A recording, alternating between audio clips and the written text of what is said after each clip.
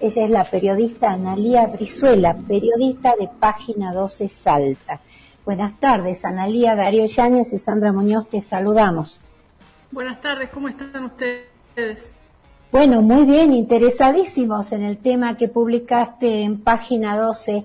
Es más, vamos a adelantar un poquito para la audiencia que quizás no leyó el Página 12 de hoy. El título es Terraplanistas y antivacunas en Salta. Y el dato llamativo es el siguiente. Dice que la provincia, los que no creen en que la Tierra sea redonda, es el 2% de la población, según datos de la consultora ICQ. Pero esto traducido en números dice que la región del noroeste, este universo alcanza al 11% de la población, lo que en números sería 26.000 personas en Salta que no creen que la Tierra sea redonda. Bueno, vamos a comenzar haciéndote una pregunta de rigor, Analía, porque estuviste investigando este tema que a mí ya me atraía de hace rato, te cuento, porque hay una asociación directa entre los terraplanistas y los antivacunas. Ahora, yo voy a pretender que vos, después de tanta investigación, me expliques cuál es la relación entre los terraplanistas y los antivacunas, por un lado. Pero por el otro lado, si hay una asociación directa entre todo este tipo de pensamiento, de teorías conspirativas con la derecha. ¿Y por qué? ¿Y por qué con la derecha? ¿Por qué reúne esta gente en este tipo de teorías conspirativas? ¿Y por qué creen, ante todo, en estas teorías que desmienten tantos siglos de ciencia, tanto avance tecnológico, pero en nuevas tecnologías de todo tipo, en la robótica, en la creación de vacunas, de anticuerpos y todo tanto avance tecnológico para que después este grupo de personas tire de alguna manera todo lo que hemos logrado como humanidad? ¿Cuál es la explicación? Te hice varias preguntas en una. Sí, eso te iba a decir, que me parece que lo que hay que hacer es dividir un poco las cosas, ¿no? A ver. Primero que nada, yo te voy a dar una opinión, y lo único que hice fue tratar de traer, bajar a tierra un tema que podría ser considerado un poco tirado de los pelos, digamos, que es el terraplanismo en estos momentos, ¿no?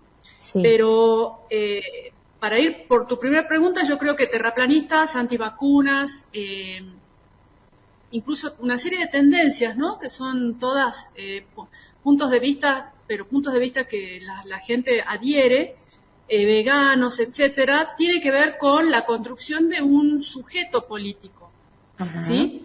Y un sujeto político que es la relación que le encontré es con la excusa de que mañana se cumplen 52 años de la primera vez que el hombre pisó la luna. Digamos, esta relación es que tiene un correlato de la globalización y tiene un correlato con las tecnologías de comunicación. Quizás hace 52 años el primer evento global fue la transmisión de la llegada del hombre a la luna. Y hoy, en la pandemia, en esta pandemia que venimos viviendo, el evento global es que la estamos viviendo al unísono. Y a su vez tenemos los medios, los medios tradicionales y las tecnologías de comunicación con las redes sociales, muy, digamos, es un sistema muy aceitado y que tiene un dominio hegemónico, que quizás cuando empezó Internet, ese dominio no, que estamos hablando hace unos 30 años o 40, era bastante más libre. Entonces, un poco voy atrás de tu pregunta, ¿no? ¿Qué explicación hay para que aparezca esta relación entre terraplanistas, entre veganos, entre antivacunas? Yo creo que hay una cuestión de pertenencia de una necesidad de pertenencia que es muy humana, y que en contextos de excesivo precariato, quizás de precarización en muchos sentidos, lleva a que las personas adhieran a determinadas tendencias irracionales. Es un poco, quizás vos siempre recordás las publicidades por hechos irracionales. Entonces vos acá te acordás de determinados votantes o adherís a determinadas tendencias, quizás también siguiendo esta cuestión irracional. Lo emotivo, digamos, lo afectivo. Lo afectivo y lo irracional, las dos cosas. Es irracional pensar que la Tierra es plana, por lo menos para mí, pero hay gente que no piensa así. Es irracional creer que la vacuna por lo menos no nos va a llevar a la muerte y es un principio solidario. Y sin embargo hay gente que cree fervientemente que las vacunas son una conspiración y que entonces de repente, bueno, muchas cosas que has escuchado seguramente. Sí, pero simplemente, no sé, yo creo que tiene una relación, por otro lado, en el profundo individualismo del capitalismo actual.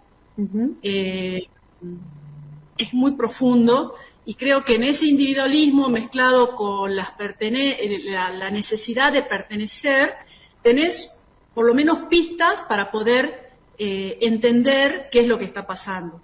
Luego tenés otra cuestión que es el vacío de sentido. Por ejemplo, la palabra rebelión, que vos está vaciada de sentido, entonces, y la palabra libertad están vaciadas de sentido. Un poco lo que algunos autores en los 90 parecía ciencia ficción, algunos autores franceses por ahí decían que era ciencia ficción, hoy de repente esas distopías son realidad.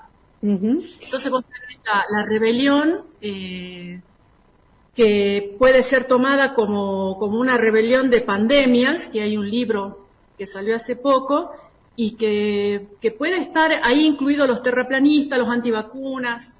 Tenés un concepto de libertad que puede ser incluso tomado, llevado al extremo de un pseudoanarquismo, y que de repente encontrás necesidad y de luchar por libertades y hasta por la libertad de pensar que soy terraplanista, ¿no? Entonces, todo este tipo de entre mecanismos sociales y cuestiones muy humanas y que tienen que ver con las emociones, se mezclan en esto que es el manejo de los votantes a través de un algoritmo también y de un modo de procesar la información, que es el famoso Big Data. Sí, sí. Entonces, desde ese punto de vista, qué sé yo, si vos viste en la televisión, quizás en este lugar que combina tantas películas que es Netflix, hay una película que estuvo el año pasado por lo menos, que se llamaba El dilema de las redes sociales. Y un poco lo que te lleva es a cómo se va conformando ese algoritmo y a por qué tantas empresas, o digamos de redes sociales globales, tienen valor. Y creo que la novedad también que trajo el algoritmo fue el interés por los datos. Eso también. Perdón. Analía, te hago una pregunta que tiene que ver con todo esto que estás como estructurando y armando para darle un sentido a la audiencia. Hay un factor entonces ideológico, a pesar de que hay un mensaje apolítico también, y que no se contradice. Claro, el mensaje político es falso, es mentira. Sigo diciéndote que es mi opinión. Yo creo que la persona que dice que es apolítica se está inscribiendo en una tendencia. Pero simplemente la moda es decir que es apolítico. Se lo ve, yo creo que es transversal, que no es que los pibes no son apolíticos y eso, y los más grandes no. Yo creo que es todo transversal. Tenés en en distintos espacios, vas a encontrar personas que pueden generarse a sí mismos determinadas combinaciones. Así es. Como decía por lo menos este analista de Córdoba, lo decía el consultor de ICQ en la nota, que entonces surge un nuevo sujeto político que al día de hoy puede ser terraplanista y al mismo tiempo dice no, pero me voy a vacunar, porque si no voy a poder salir, no voy a poder ir a un recital. Claro. Por ejemplo, ¿no? Que son cuestiones que hoy se estuvieron hablando bastante. Entonces, creo que es mentiroso hablar de apolítica. Así es. Es mentiroso. Hay una postura. Sí, quizás hablar de derecha e izquierda funciona como un metadato. Claro, al día de hoy. Totalmente. Sí, sí, sí. Pero después vos tenés posiciones como esta que te decía, precariato, que la encontré la raíz en este libro que te decía de los pandemias. Ajá. Pero de todas maneras son formas en que se van estudiando a las audiencias o estudiando a las tendencias o estudiando los comportamientos sociales, lo que vos quieras. O sea, esto sería como un nuevo desafío, digamos, que ya está planteado hace rato también, no es algo nuevo. El tema de cómo funcionan las redes, cómo ha ido incorporándose en el sistema de racionalidad de las personas, o irracionalidad, como quieras plantearlo de alguna manera. Es una nueva racionalidad, solo que a vos te suena irracional. Yo, por ejemplo, puedo con vos, nos puede sonar irracional, pero a otra gente le suena irracional lo que decimos nosotras. Totalmente, claro. Y es un desafío también para el lenguaje, porque se está modificando el lenguaje, la forma de hacer periodismo, la forma de buscar datos, la forma de consumir, la forma de ver la vida, ¿no? Sobre todo la forma de consumir. Esto se basa en una direccionalidad hacia las formas de consumir. Y que por redes sociales vos empezás a tener recomendaciones a medida que vos ingresás más datos a tu perfil. Así es, sí. Claro, y por eso te vienen determinadas noticias y no... Rocío, que está mirando, me lo puedes decir. Le voy a decir a Darío, que seguramente quiere participar, que ingrese a la charla. Darío. Sí, Analia Brizuela, ¿cómo te va? Sí, ¿cómo te va? Vos sabés que, lo primero que se me ocurre decirte, me gustó mucho el modo de encarar tu trabajo, no solo el escrito, sino lo que estás diciendo ahora. Porque esto de juntar elementos distintos, aparentemente distintos y aparentemente contradictorios, se llama creatividad. La creatividad es unir cosas que aparentemente no tienen nada que ver. Es un poema, una pintura o una pieza de baile. Y hubo una palabra que yo te quiero introducir, un concepto, no es una palabra. ¿Cómo relacionas esto que dijiste con la posverdad? Y la posverdad es esto que decía Sandra, la apolítica, es la mentira llevada al extremo, la mentira que puede decir mentira la verdad, más o menos. Bien. Puede ser, y ahora te aumento a esto. Esto, ¿cómo lo relacionas? Porque obviamente, viste, o sea, lo conoces. ¿Cómo relacionas esto con los paradigmas? Los paradigmas, llámese, los paradigmas de Thomas Kuhn, los científicos, el choque de los paradigmas científicos naturales con científicos sociales, o la nueva mentalidad, la Mindset, lo que habla también Capra. Yo lo que te puedo decir es que todo lo que vos me estás llevando con tu pregunta, estamos frente a nuevas formas de construcción de nuevas derechas, de nuevas posiciones de extrema derecha. Si vos decís, por ejemplo, todo esto vos me hablabas de la posverdad y suena a algo muy de los años 40, de un alemán que se llamaba Theodor Adorno o Benjamin, o toda la escuela de Frankfurt, que era la falsa conciencia. Te podrías ir más atrás incluso. Pero el punto es que lo curioso es por qué te lleva a esa época en la que había un nazismo creciente. Quizás porque estamos frente a nuevas extremas derechas, nuevas posiciones. Y por eso a veces el déjà vu te lleva a lugares por los que parece que ya pasamos, pero que parece que vamos a pasar de nuevo de un modo diferente.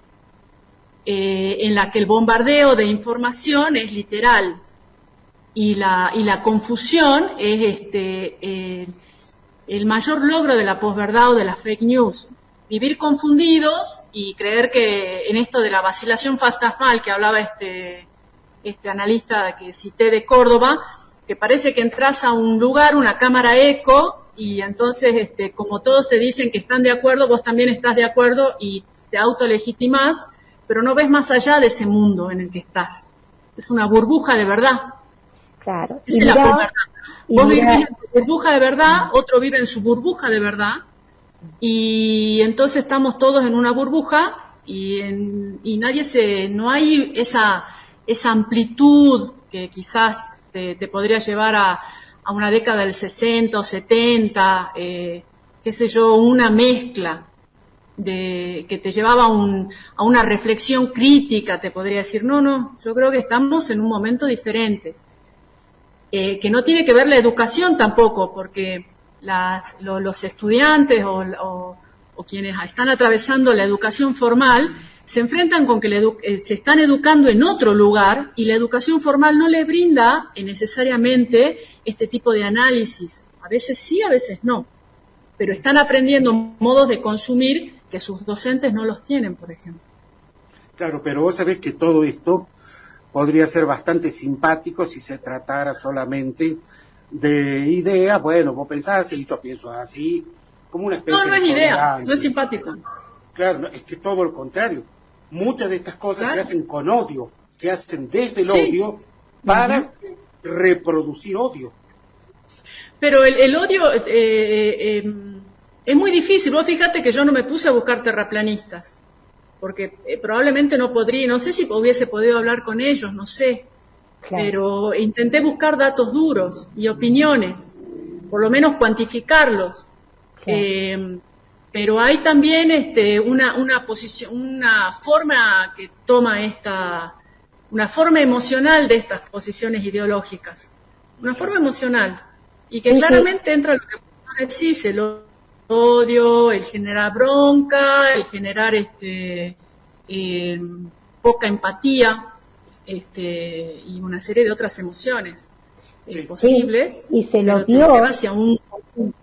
Y se lo vio en las campañas pasadas políticas, por ejemplo, vimos cómo se generaba de alguna manera estos sentimientos que decís y cómo ha ido ganando más que una visión de país, más que un contenido ideológico, fue ganando una idea en general, ¿no? Con el macrismo, por ejemplo.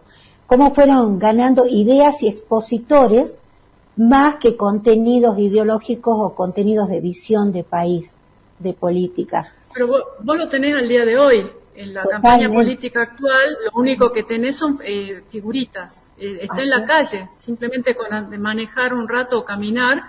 Entonces, por eso te digo, hay un vacío de sentido profundo, pero dirigido, pensado, meditado.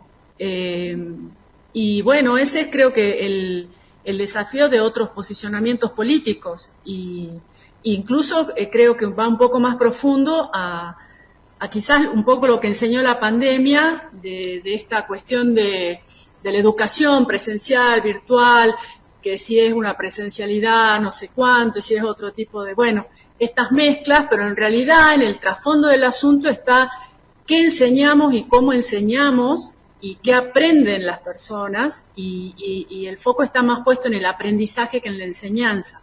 Ese es yo creo que si hay un lugar de la batalla cultural de hoy, es quizás salir, o de la batalla de la experiencia de hoy, es salir de la posición del que enseña y que lo sabe todo, e ir a ver cómo están aprendiendo las personas y cómo puedo crear creativamente con ellos otros sentidos. Creo que ahí está. Porque además pasa porque la derecha quiere continuar y perpetuarse en el poder, ¿no? En esto de jerarquizar a la sociedad, o sea, quienes están, quienes dominan y el resto, digamos, ¿no? Y en una batalla, porque me parece que esto va a ser mucho más cruento que en la historia pasada, por ejemplo. Y hace poquitos días se conmemoraba la toma de la Bastilla en la Revolución Francesa, y yo recordaba un texto que leí hace poquito en un seminario de capacitación, donde hablaban cómo esto de la Revolución Francesa tuvo una continuidad limitada, porque después se buscó la forma, como la derecha, la iglesia, en esa articulación de poder, fueron buscando la forma de perpetuar el poder sin que el pueblo se diera cuenta, sin que todos estos revolucionarios pudieran levantar nuevamente la voz, ¿no? Pero el día de hoy, vos que traes la toma de la Bastilla, por ejemplo, vos tenés la revolución esta de los chalecos amarillos, que la gente del campo en Francia se fue hacia la ciudad, y que llegaban a la ciudad y protestaban contra Macron cantando la Marsellesa otra vez. Entonces, yo creo que quizás las posiciones que podemos llamar de derecha o pueden ser llamadas de otro modo, lo que buscan es ralentizar el despertar de las personas, y en eso son muy efectivos. Así es. Son muy efectivos. Son muy efectivos y son muy resilientes. Van ganando por goleada. Así es, son muy resilientes. Ahora la Copa América no la ganamos.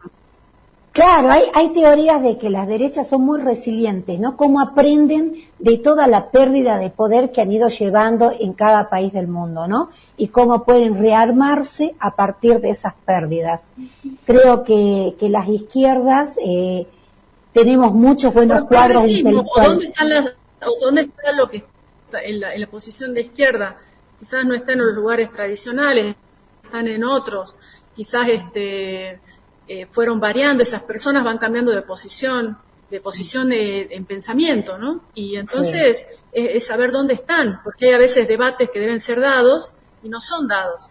El otro debate principal es, por ejemplo, hoy, saliendo del terraplanismo y todo lo que estamos hablando, es los alimentos, cómo se producen los alimentos y quiénes son los dueños de la cadena de producción y quiénes están ahí y por qué el Estado no se mete donde debe meterse, ¿no? Claro. Todos los estados, incluye al gobierno actualmente en funciones, a la administración. Entonces, yo te puedo traer la hidrovía como tema central. Ajá. Y eso también es una forma de adormecer a las personas que, si no viajaron en avión a Buenos Aires quizás y no vieron en el viaje desde el norte el río Paraná y la cantidad de barquitos que van y vienen, quizás no entienden lo que implica la hidrovía. Y lo que implicaría que realmente esté en manos del Estado y no en el modo en que está siendo ahora entregada. Así es. Los negociados que hay de por medio, sí, se entiende totalmente. Sí, pero son vínculos de poder muy difíciles de romper. Yo por ahí te puedo decir, o una opinión también, creo que es muy diferente